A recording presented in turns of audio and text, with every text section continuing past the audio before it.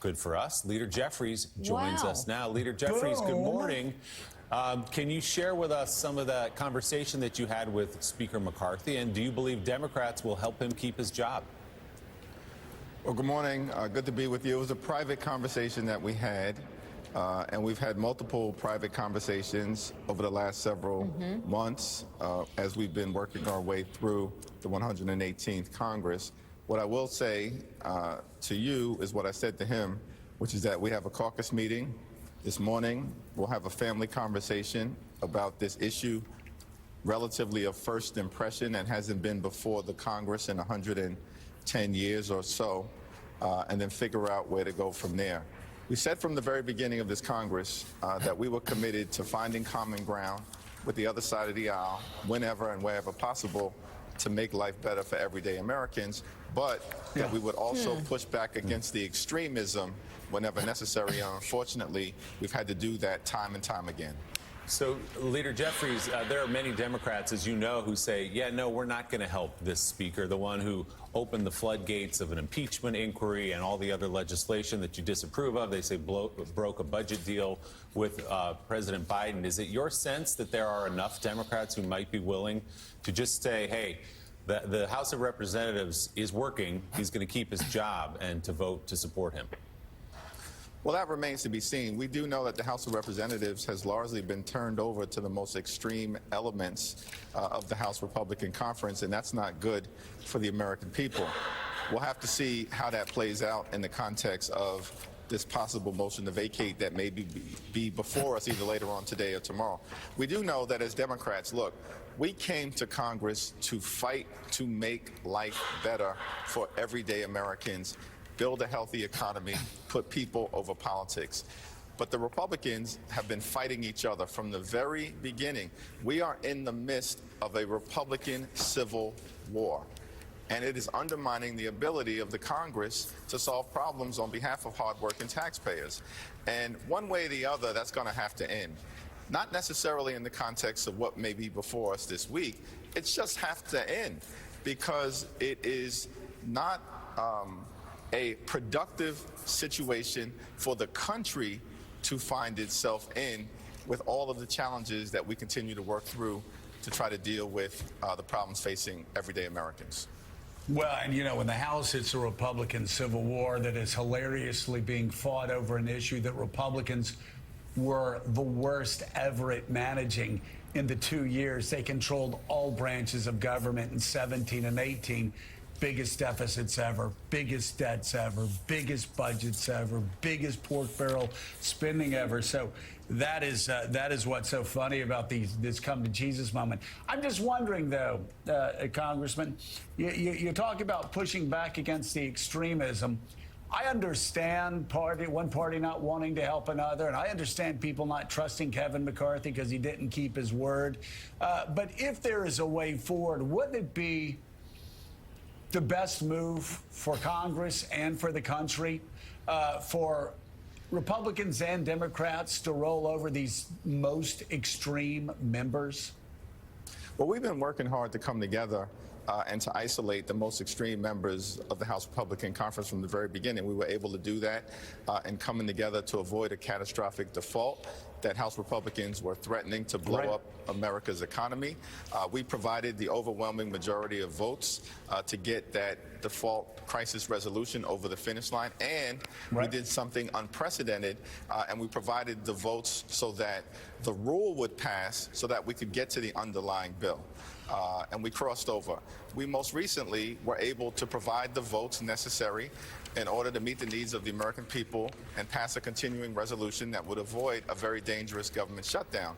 So our track record has been very clear on this issue, and we will continue to lean into bipartisanship as it relates to meeting the needs of the American people. This is a procedural issue that will be before us.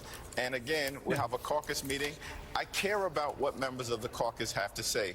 This is a vote of conscience in many ways, and I am interested in hearing what every single member of the House Democratic family has to say on this issue, and then we'll come to a collective decision at the end. Yeah, but you would agree with me, just looking at the situation, if in fact Republicans and Democrats come together to procedurally crush the 5 or 6 people that are now trying to hold up the entire House, that would be good for democracy, would it not? I think that what will be good for democracy is that we had a rule that was in place that didn't empower a single individual to basically discharge the speaker. In the 2 Congresses prior to this one, under Democrats, under the leadership of Speaker Pelosi, the rule was pretty clear. I understand, Congressman. We have that rule. I understand. That's right. I mean, I was there. In fact, we used that rule. I agree with you. We used that rule to run Newt Gingrich out of town. Me and what I'm saying, a handful of 4 Joe, or 5 other. So I get that, but we are where we are now. So moving forward, would it be best for us to have the Republicans and Democrats come together and show these people they can't hold the entire legislative process hostage and help McCarthy get his votes and continue for the next year? I think moving forward, we should come together around a set of institutional changes that foster and promote bipartisanship, as opposed to giving 1 or 2 individuals the ability to hold the Congress and the country hostage. And I think those institutional changes would allow the Congress to work better, to race toward the center, as opposed to what has been happening over the last year, which is the extremes have been driving the train and, unfortunately, trying to drive America off a cliff. Are you saying the same thing? What do you mean? It is what... Well, I'm talking about rule changes that need to be put in place to stop the extreme. I mean, I just wonder, though, you have 1 or 2 of these people that, again, holding the whole place up, and you've got hundreds of reporters following people that, you know, they've got a caucus of 3 or 4. Yeah. I mean, and this happens on the left side, too. I remember when you had some people coming in 2018 that said, well, we're the progressive caucus. And Nancy Pelosi said, well, wait a second. I thought I was progressive. It's almost like reporters can't help themselves from following the bright, shiny objects, even if it's 3 or 4 out of 435. Well, that's true, Joe, but let's also take a step back and recognize that the overwhelming majority of the House Republican Conference in the immediate aftermath of January 6th voted to decertify the election, lift up the big lie.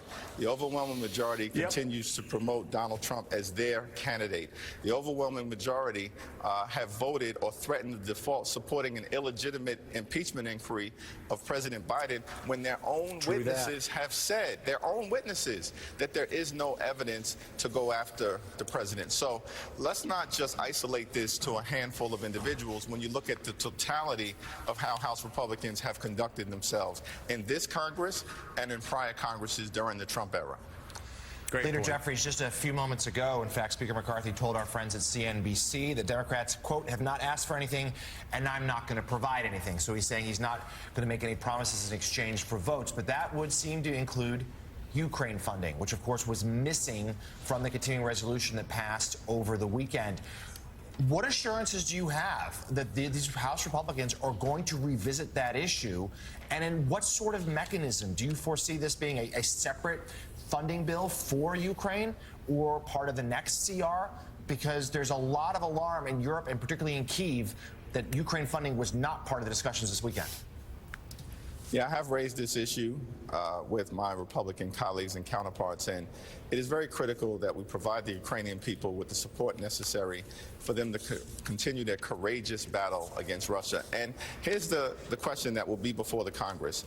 Are we going to choose America's national security interests on the one hand, or side with the pro-Putin caucus in the Republican conference that internally is led by Marjorie Taylor Greene and externally is led by Donald Trump and Tucker Carlson? That undermines America's national security interests, and that's why it was so unfortunate that at the insistence of House Republicans, we punted on the Ukrainian funding issue. We need to get to that, not as a matter of weeks, but as a matter of days, because it's the right thing to do for America, but also for democracy and for freedom and truth and the Western world. Congressman, maybe you can help us out here. Earlier this year, Kevin McCarthy had a handshake deal with the President of the United States, which would have taken care of the nightmare that occurred last week, almost shutting down the government. He reneged on that deal. with the President of the United States. Why would anyone trust or deal with Kevin McCarthy now, given the fact that he can't keep his word? Well, that certainly is one of the issues that I've heard from a lot of members of the House Democratic caucus, that there are real trust issues with the Republican leadership and with the Republicans overall, based on the fact that they, of course, negotiated an agreement with the President of the United States. It was passed into law. More than 300 members of the House supported it, and then immediately turned around and broke the agreement that they themselves insisted that they negotiate, that we arrived at, to avoid the type of drama that the American people have been experiencing. There was no need to take us down the road of a shutdown fight, other than the fact that Republicans decided to break off from their own agreement that was in the best interest of the American people. That's unfortunate. And then, of course, we've dealt with a variety of different things, including coming into the session last month, and the first official act was to launch this illegitimate impeachment inquiry, presumably at the direction of the former twice impeached insurrectionist in chief, Donald Trump, who continues to run large parts of the House Republican Conference. So these are all the challenges that I think we confront as part of the chaos, the dysfunction, the extremism that we see on the other side of the aisle. It's not one or two individuals. It's the approach that they have taken to governing, and it is hurting the American people.